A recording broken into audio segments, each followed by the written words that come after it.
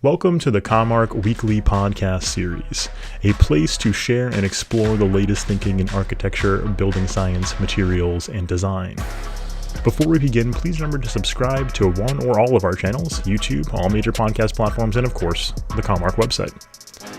In this episode, commARCH has a dialogue with John Chamberlin, a Director of Product Management for Georgia-Pacific Building Products, to discuss overcoming the challenges presented by the modern building envelope landscape, and how to best address these challenges through implementing both organizational practice and new technologies. Areas covered include product offerings from Georgia-Pacific, including a newly launched liquid barrier system, an in-depth discussion of supply chain management and creating a product slate that synergistically serves a wide range of use cases, and the importance of building and maintaining client relationships in approaching the market. John Chamberlin is a Director of Product Management for Georgia-Pacific Building Products. Mr. Chamberlin has worked in the construction products industry for his entire career, with most of his work focusing on new product development for disruptive technologies in the building envelope space. Mr. Chamberlin is actively involved in the building industry, serving as Director for the Board of the Air Barrier Association of America, and member of multiple committees, and an active participant of his local Building Enclosure Council. Let's hop into the podcast. Well, thank you for joining me. Sure. So John Chamberlin, Director of Product Management for GP. Yep. So I've had over the years, a lot of conversations, and product management usually gets all their input from salespeople and then they make decisions. But we've known each other for years. It's been a little while. That's not who you are. Don't get me wrong. I value and trust the input from salespeople for sure, but a lot of the time I want them to take me to the source, right? I'd like to hear it firsthand. I really like talking to the customers, honestly, whether that's architect, contractor, consultant, because I think that the salespeople are always strong advocates for their customers, almost to the point where maybe they'll even be a little bit defensive when they're talking to someone like me or someone in my role. And I want to hear it from the horse's mouth. Give me the good as well as the bad, right? Right. And I think you've done a really good job too of establishing relationships, like long-term relationships with constituents to GP. Right? I hope so. I mean, it's a really small industry, right? So relationships are key is kind of the cliche, but I mean, the reality is you run into the same people over and over and over again throughout your career in this industry. And so obviously you don't want to burn bridges as a bare minimum, but realistically, like you experience enough with these guys that they become more than just colleagues, they become friends. Yeah, which is one of the delights of being in this industry. Yeah, I agree with that. Yeah, like it's fun. It's fun. Yeah, it is a fun industry. And everyone trusts each other a lot more because they know they're going to run into each other again. It's not like you're going to hide. Right. Yeah. I mean, I hope that they're not thinking of it like, well, I better be honest because, I can't hide. But I do think that it's a pretty honest industry. I think people tend to be very transparent. Yeah. Great. Yeah, I agree. But outside of you personally, Georgia-Pacific has over the years been really focused on being like, I don't know if this is the right term, preferred partner. Yeah, that's absolutely one of the reasons why when I, actually just joined GP, it's been about 3 years, but, they've been within my radius and my radar forever. And, whether I was working for another manufacturer, whether I was a customer, I always felt like, yeah, GP's kind of right there side by side with you. Preferred partner is a great way of describing it. Yeah, cool. And now I know you are, but I think organizationally, everyone's pretty close to code changes, dynamics in the market, economics, best practices. Those. Yeah, I mean, we said we weren't going to be too professional on this call, so I don't want to.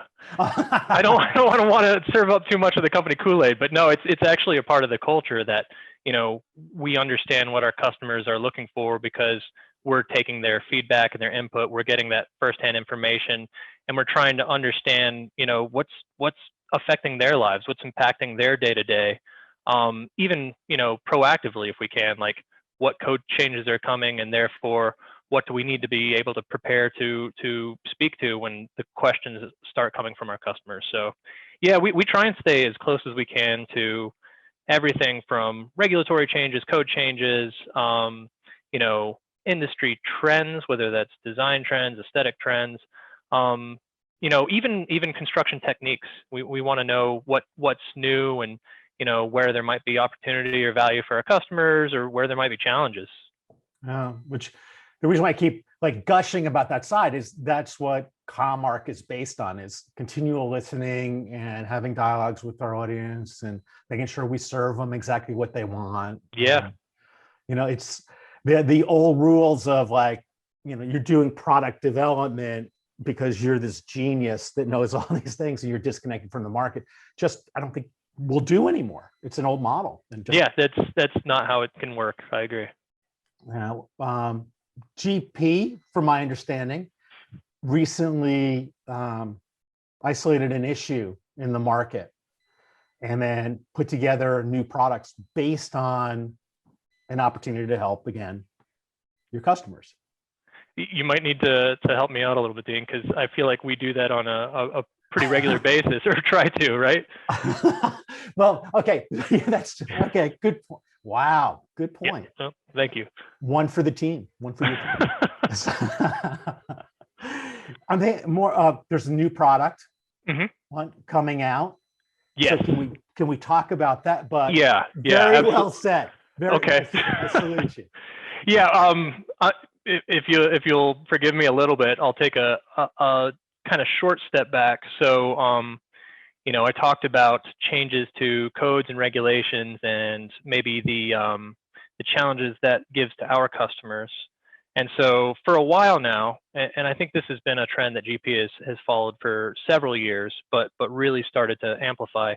We have seen that there's an expectation that buildings perform better, whether that's energy efficiency, resiliency to weather conditions, challenges during construction, on the site, off the site. We know that people expect more out of the construction itself. We also know that there's a real challenge to the industry around labor and availability of labor. And so you've got this interesting dichotomy of, we want our buildings to progressively get better, but we are more and more limited in who is able to actually construct to that level of performance. And so we have spent a lot of time with new product development and innovation around trying to address those, either coming up with a better product or an easier to install product. In 2015, we launched a product called Dense Element Barrier System. And in this case, we hope that we're addressing both. So wonderful integrated WRB sheathing. So the sheathing itself acts as the WRB. You don't have to install a second WRB in any kind of secondary process. So you're reducing trips around the building. So we feel that we're addressing those labor shortage issues in one case. Because it is a sheathing, it's also less, call it reactive or subject to what the weather's doing during actual construction. So it's a product that actually installs whether it's cold, whether it's just recently been raining.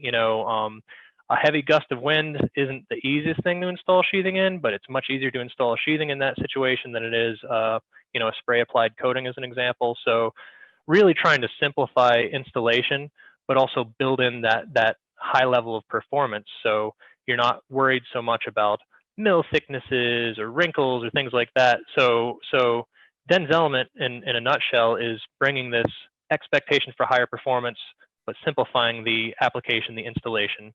And through that simplification, actually really easily addressing a lot of QC challenges as well. So that's 2015, that's years ago. In our industry, that's still a pretty new product, but if you compare it to like an iPhone, that's 12 models ago, probably. That has been very successful for us, and we've been thrilled to see that growing. But it created an interesting new challenge, and that's not all buildings are sheathed with exterior gypsum sheathing. And in most cases, buildings that are sheathed with exterior gypsum sheathing aren't solely sheathed. So maybe you've got stairwells, elevator shafts, concrete columns, shear walls, areas where it doesn't make sense to install sheathing over it, but you still need continuity of your air barrier, of your WRB. And so how do we address that? And more importantly, how do we ensure that how does our customer kind of wade through this complex jungle of different products that could go next to the dense element barrier system? How do they know that they're compatible?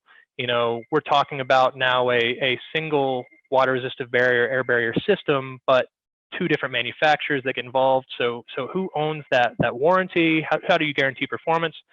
And so GP said, okay, let's figure this out. How can we, first of all, kind of create this easy button, this simple solution?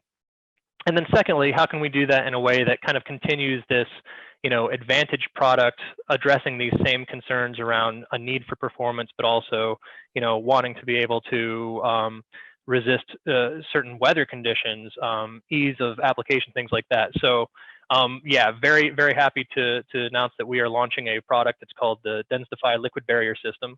It'll be coming out this summer. And it is a product and system that will install adjacent to dense element barrier system. Georgia Pacific will act to support those tie-ins, because really the tie-ins are kind of those critical areas for continuity. So we have this suite of products now that we guarantee will work well together. We provide all of the testing and technical support to back that up, to give guidance around critical details. And then we have series of warranties for the products, warranties for the systems, that really show that we're standing behind our systems, and specifically our systems in concert with one another, so that end of the day, we become a single source solution for the entire exterior building envelope. So that was a mouthful, by the way. No, that was great. But I'm just thinking, everything you just talked about, that impacts that people need to know in the supply chain. Owners and developers need to know. Yes. Of what you're talking about. Architects and contractors, and really, you have a gamut of people that need to know that all these systems now work together, and that they're, like you said, warranted. So, are you just is everybody in GP just talking to people like? Yeah, I mean, yeah, we've got kind of various levels of people who talk to people, and I shouldn't say levels because it's a team really, but we have those people who are out there in front of the architect and specifier, and they're kind of giving guidance on, here's how this can fit into your projects from a specification standpoint. Separately, we have people that work with contractors, and they provide everything from wet wall demonstrations, job site observations. We try and help them through tips and tricks, best practices for installation. On the back end of all of that, we have a really robust technical services team. So if there are questions that we haven't tried to address up front, or we haven't been able to address up front for some reason, they're able to be there with support. You call them up. Either you've got a guy on the phone that can walk you through things.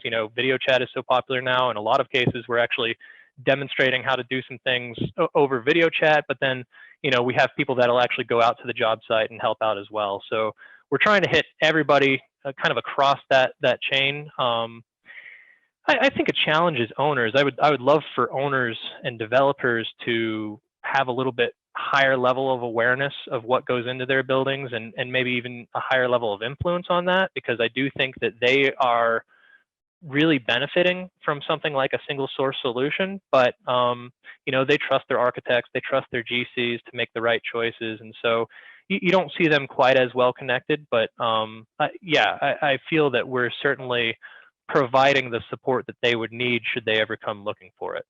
Well, it seems like, to defend owners and developers, yeah, it's a full gamut, though, isn't it? Like it is. If I'm holding on to this building long term, I'm more highly interested. Yeah, that's absolutely true. Yeah, it's definitely the type of owner that really influences their level of knowledge and understanding on what goes into it, right? Yeah, but yeah, not saying that if they're out to sell it, they're not going to be carrying, but it'll have to fit into the sale, and then to understand how to articulate that, I assume. Yeah, that's true. Okay, so while there's a lot that now you're offering, you have to get the message out.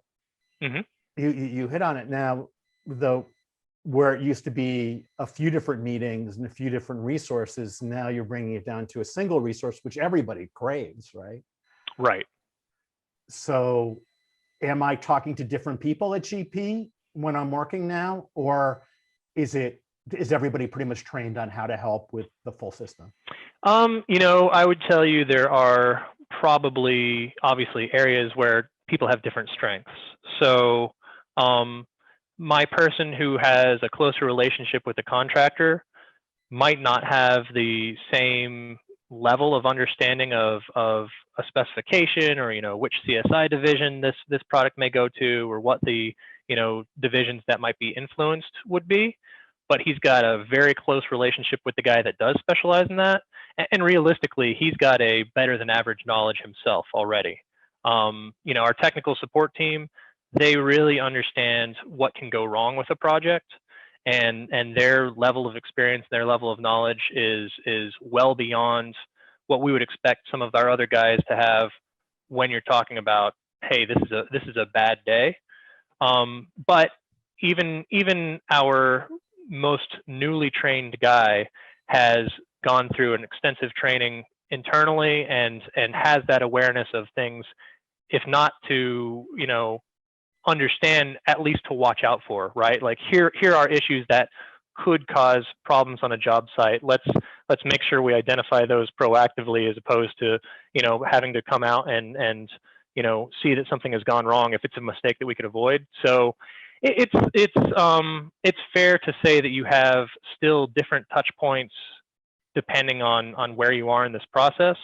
But those guys all work together very closely as a team, and they all have, in my opinion, a higher than average level of knowledge of the whole construction process.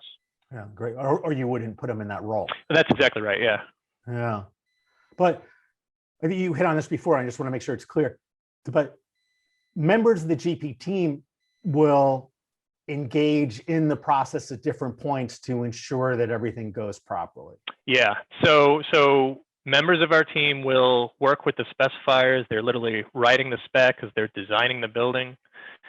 Members of the team will be there with the contractor to help to train them, to demonstrate how the products are installed, to be with them, hold hands through mock-ups, wet wall demonstrations, things like that before construction ever begins.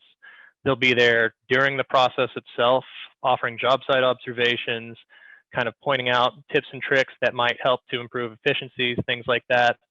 And then once everything is up and going, we still have more team members that are supporting it on the back ends, making sure that things keep going smoothly for the lifetime of the building. Isn't that a newer level of engagement, where, like, if we went back 10 years ago, there would have been less of that direct relationship? Am I wrong with that? I think the industry is evolving, and I'd say that for GP, because if you think all the way back to like the mid 80s, and GP launched Den's Glass Gold, and at that point we said, hey, we've got a product that offers a better solution. So at that time, gypsum sheathing had been recognized as a great product because of fire resistance. Paper-faced gypsum sheathing was the norm, but it also led to some moisture-related issues around, maybe mold or mildew, degradation of materials, and GP said, we can do this better. And they launched Den's Glass Gold because they had that understanding and that awareness of how the products perform through the lifetime of the building. But when you do something like that, when you disrupt a market like that with an innovation, you have to be prepared to answer the questions too. And so I feel like, to a degree, we've been doing that, for decades.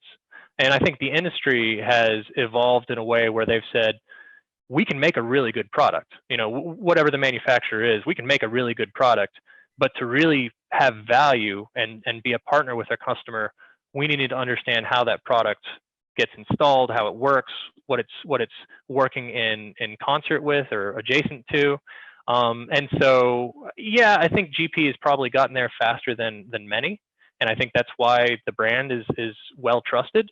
But in my mind, that's really where the industry in general has started to move and needs to move to really continue to help out the customer and make sure these buildings are built the way they should be. So let's talk about a few different roles, and knowing what you know, okay, and the experience you've had within the market. Okay.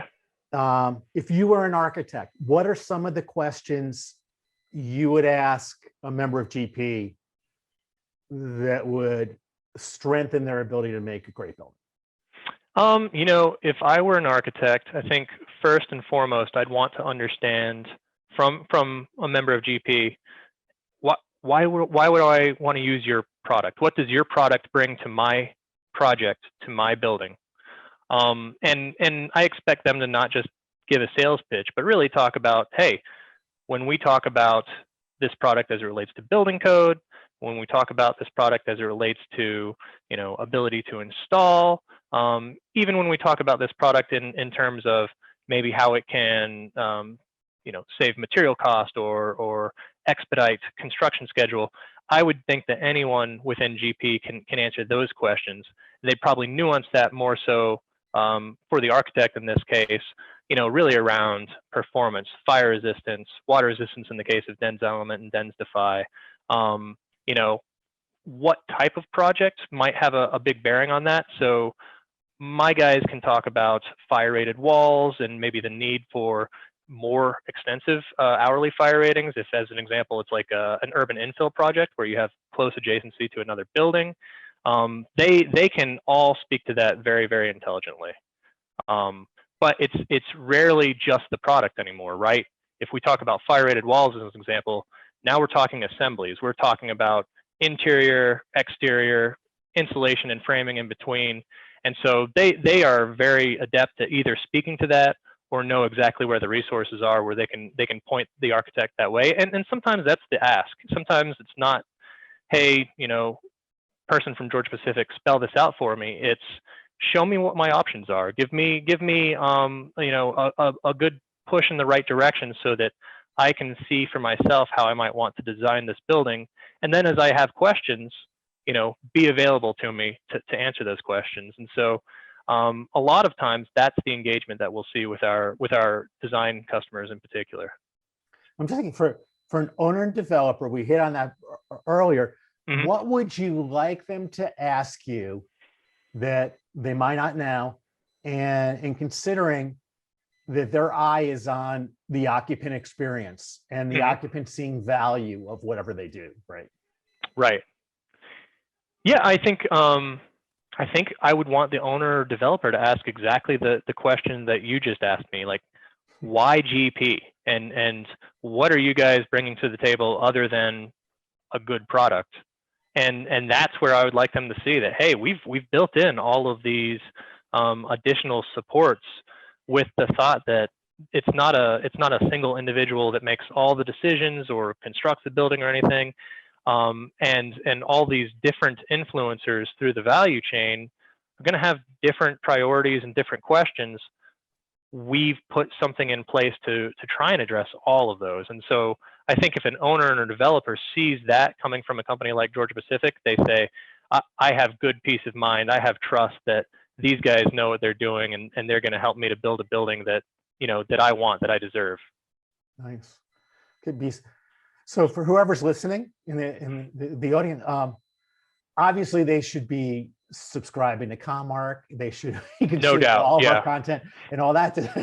But in addition to commARCH, because you're so close to the market and you're doing all these innovations, what are the best ways that the audience could stay informed about what you're up to?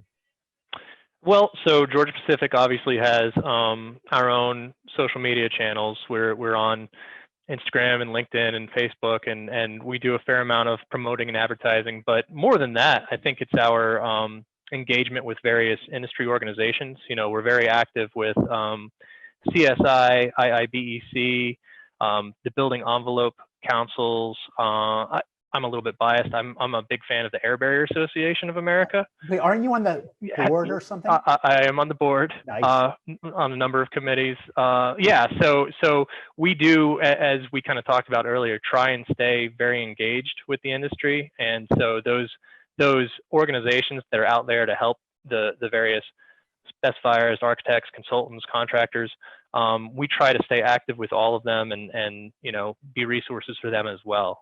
So I like to say that we're everywhere, but I'm sure there's some dark corner of the internet that you might not be able to find us today. Hopefully you'll let me know and I'll make sure that we change that. Nice. Yeah. Well, thank you for spending time with me. Absolutely. Thank you. Take care. You too. The commARCH team thanks you as always for joining us for this week's podcast. Please remember to subscribe to the commARCH YouTube channel, follow us on your favorite podcast platform, and take advantage of the commARCH website, where you can access all of these platforms and associated podcast transcripts. Until next time.